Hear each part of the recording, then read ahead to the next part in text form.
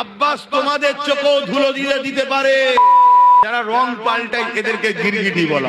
কিছু গিরগিটি নেতাও বেরিয়েছে, আছেন না? না, আপনার সঙ্গে ইফতার খেয়েছিল, আপনার সঙ্গে একসাথে বসেছিল, কি পূর্ব মেদিনীপুরে গিরগিটির মতো রং পাল্টেছে না পাল্টাইনি? জোরে বলে। এখন আবার কালকে লাড্ডু খাওয়াচ্ছে, বলছে এবারে আমাদের বাংলা।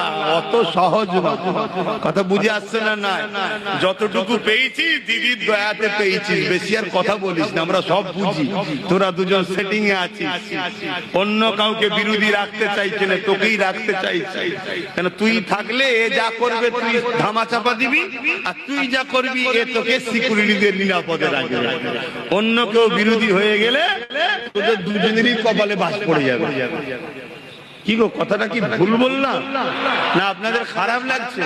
এই যারা দাঁড়িয়ে আছেন বলেন, অসুবিধা হচ্ছে? আমার তো সুজা সুজি কথা, কাউকে তো ধরে আনিনি। এই গিরগিটির মতো শুধু রং পাল্টা।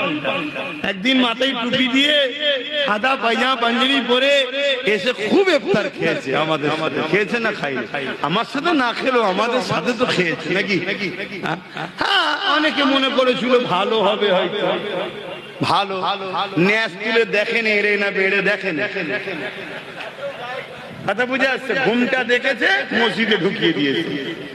জানে না যে মসজিদে ঢুকাতে কিরম হচ্ছে না হয়নি? ঘুমটা দেখেছে, কলিকাতার ঈদগায় রেড রোডে নামাজ হয়, ওখানে নিয়ে চলে গেছে। ঈদের নামাজে যাওয়া যায় মহিলাদের, নিয়ে চলে গেছে। তাহলে এটা ধর্মকে নিয়ে কি খেলা করা হচ্ছে না? ও এর বিরুদ্ধে কেউ কোন মিডিয়া করে আর করে বলবে না। আব্বাস সিদ্দিকী এই যে বলছে, এর মধ্যে থেকে আর কি খুঁজ পাওয়া যায়, দেয় ওইটাকে কেটে ছড়া। কেন? এদেরকে দুনিয়ার বেঈমান নেতারা অর্থ দিয়ে পুষছে। চালাও চালাও, চালিয়ে যাও।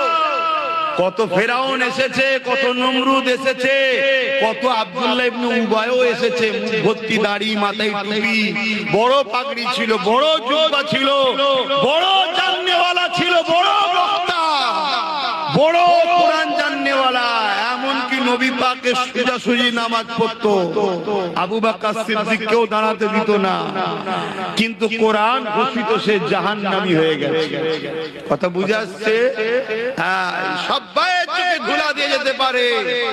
আব্বাস তোমাদের চোখেও ধুলো দিয়ে দিতে পারে, কিন্তু আব্বাস আমার আল্লাহর কুদরতি চোখে ধুলো দিতে। জোরে বলে।